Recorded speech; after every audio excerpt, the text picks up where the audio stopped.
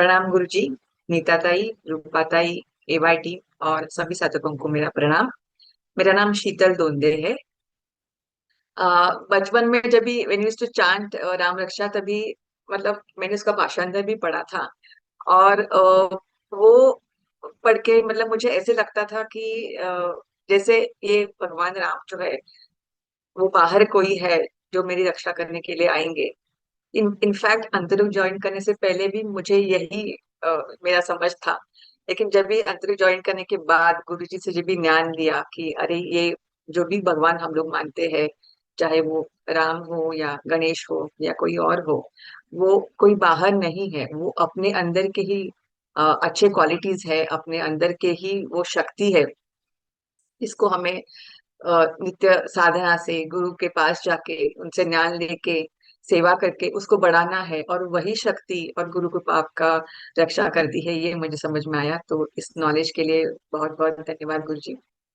मेरी जो ये जर्नी है साधक से लेके एक सेवा टीम का जो मेंबर होने तक, तो मुझे ऐसा लगता है कि वो मेरे लिए एक तरह का अनुष्ठान ही है। मतलब जो भी इस जर्नी में मतलब सालों के से सामीप्य तक जो मेरा जर्नी आज तक रहा है, उसमें जो भी मेरे मन में जो भी सवाल आए, मतलब चाहे वो हाँ, मेरे पर्सनल लाइफ के बारे में हो या तुरुक के बारे में हो, उन सब का आंसर मुझे मिलते गया। बट उसके लिए मुझे लगता है कि वो नित्य शिविर करना, गुरु जी से ज्ञान लेना, साधना करना और गुरु कार्य करना, ये बहुत इम्पोर्टेंट है। मतलब सातत्य बहुत इम्पोर्टेंट है, ऐसा मेरा मत है। और यस, मतलब मुझे लगता है कि आफ्टर ज्वाइनिंग द सेवा टीम पर्टिकुलर जो मेरे में चेंजेस हुए हैं, वो तो ऐसे है कि मतलब एक सेवा भाव, मुझे लगता है कि मतलब सेवा टीम ज्वाइन करने मेरे मेरे में सेवा भाव वो बढ़ने लगा है। I could feel that specially मतलब गुरुकुल में तो हम लोग सेवा करते ही है, लेकिन घर पे जो मेरा थोड़ा पहला था कि अरे मतलब कभी भी थोड़ा सा चिड़चिड़ होती थी कि अरे मैं ये काम में क्यों करूँ, वो क्यों करूँ। तो वो अभी बहुत कम हो गया है। मतलब अभी खुशी से वो एक सेवा की तरह वही दृष्टिकोण सब जगह पे आ रहा है, तो इसके लिए मैं मतलब I am feeling happy for that. दूसरा है कि मैं बहुत मतलब राजसिक थी पहले। मतलब of course I was workaholic, और एट टाइम मतलब मैं मेरा मतलब प्रायोरिटीज में मेरा काम हमेशा फर्स्ट रहता था।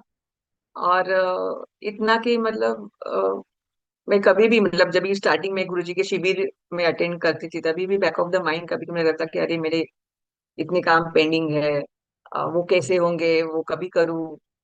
अभी शिविर में तो मेरा मतलब इतना टाइम मुझे बैठना है, तो उसमें वो काम में कैसे एडजस्ट करूँ।